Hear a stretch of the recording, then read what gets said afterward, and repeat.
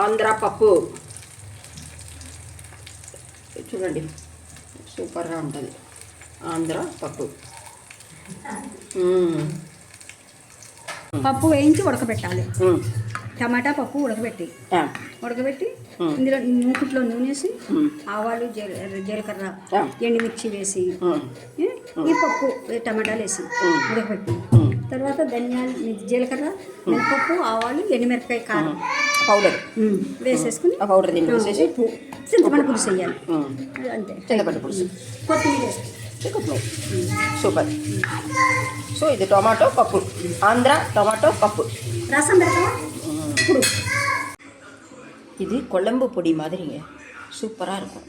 இதுக்கு என்னெல்லாம் தயார் பண்ணணும் அப்படின்னா உளுத்தம்பருப்பு, கடலைப்பருப்பு, மிளகா வத்தல், கொத்தமல்லி வேற இருக்கும்ல, எல்லாத்தையும் நல்லா வறுத்து அதை அரைச்சி இப்படி பொடி பண்ணி வச்சுட்டோம்னா நமக்கு குழம்பு பண்ணும்போது இதுக்கு நம்ம போட்டுடலாம். அருமையாக இருக்கும். இதை மட்டும் தயார் பண்ணி வச்சுக்கணும். இதுதான் இதோட ரெசிபி. வறுத்துக்கணும். என்னெல்லாம்? உளுத்தம்பருப்பு, கடலைப்பருப்பு, தோரம்பருப்பு வேணுங்கிறவோ தோரம்பருப்பை கூட போட்டுக்கலாம்.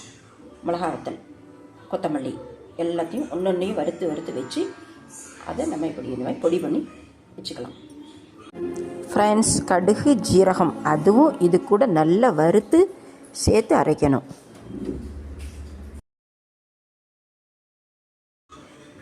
குழம்பு பொடிக்கு என்னெல்லாம் வறுத்து வச்சுக்கணும் அப்படின்னா ரொம்ப சிம்பிள் மெத்தடு.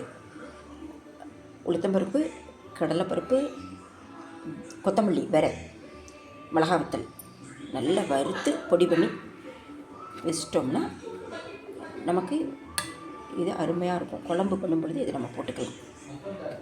இந்த பொடி சூப்பராக இருக்கும். எவ்வளோ வேணுமோ அதுக்கு தேவைக்கு ஏற்ற மாதிரி நம்ம கொஞ்சம் அதிகமாக கூட பண்ணி வச்சுக்கலாம். ஒரு 3 மாதம் 4 மாதம்னு வச்சுக்கலாம்.